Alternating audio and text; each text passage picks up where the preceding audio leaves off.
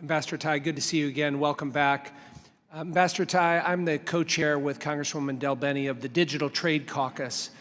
And many of us on this side of the aisle have been exceedingly frustrated with the administration's inability to promote a coherent trade agenda. And when we think about digital trade, obviously there's growing concern with the Communist Chinese parties, global economic influence, and their promotion of digital trade policies that run counter to American ideals.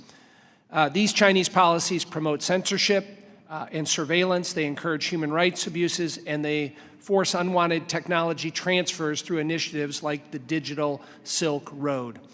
Rather than providing a free market alternative to the CCP's digital governance model, this administration sends mixed messages on the global stage by walking back long-held bipartisan digital trade proposals outlined at the World Trade Organization without clearly articulating a policy path forward. Last November, Congresswoman Del Bene and I led a bipartisan letter along with 36 House colleagues to you, underscoring how your decision threatens Americans' leadership and ultimately harms American businesses and workers. This decision, as we mentioned, was made without any sufficient congressional input. So when I mentioned frustration, Ambassador Tai, we continue to have concerns and frustration with this decision and the successive abandonment of digital trade in IPEF, or to understand what the policy position of the administration is moving forward.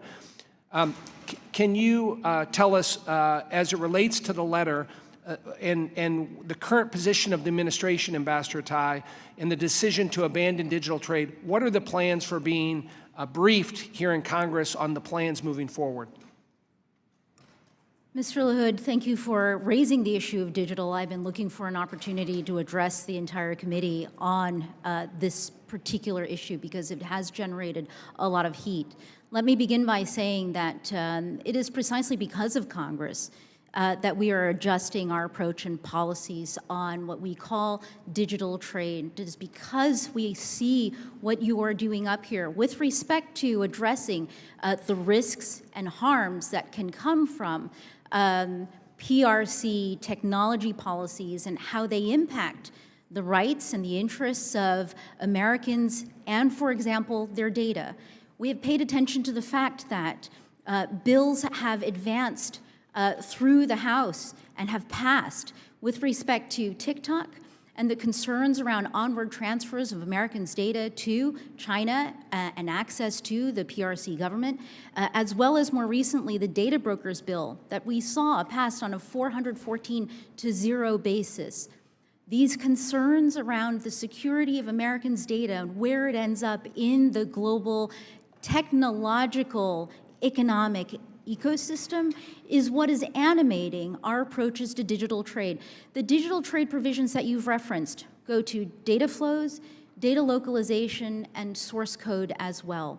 They were developed as part of a trade policy that's really rooted in our recognition and our understanding 20 years ago that data is just about facilitating traditional trade transactions.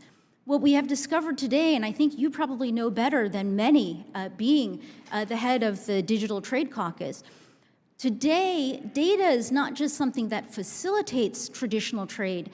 Data is the commodity and the thing that has value in and of itself.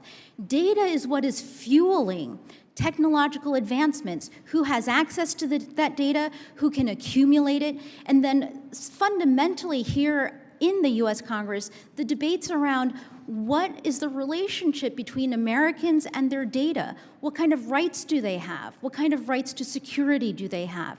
And it's precisely because of this evolution in understanding what is at stake that we have indicated that these trade policies that treat data in a very straightforward way, in an outdated way, have to be updated to reflect the much, much more complex issues related to Americans' privacy rights, their intellectual property rights, and also their security and our collective national security. Well, I appreciate that, Ambassador Tai, and I would appreciate more input from the administration in working with the Digital Trade Caucus.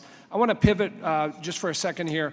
Article from Bloomberg related to, this is the title, from April 10th, 2024, Brazil rebuffs U.S. pressure to abandon tariffs on ethanol imports. Can you comment on the current negotiations with Brazil? It's immensely frustrating for our ethanol producers in this country, the current situation with Brazil, and what action is the administration going to take?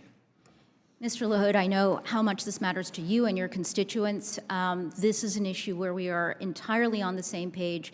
We continue to engage with Brazil. As recently as a couple weeks ago, my chief agri negotiator had a meeting with their agriculture ministry. We continue to work this issue, and I have been given assurance by my counterparts in Brasilia that they understand how important this issue is to us. We are working to find ways to relieve the tensions in this part of our relationship. Thank you.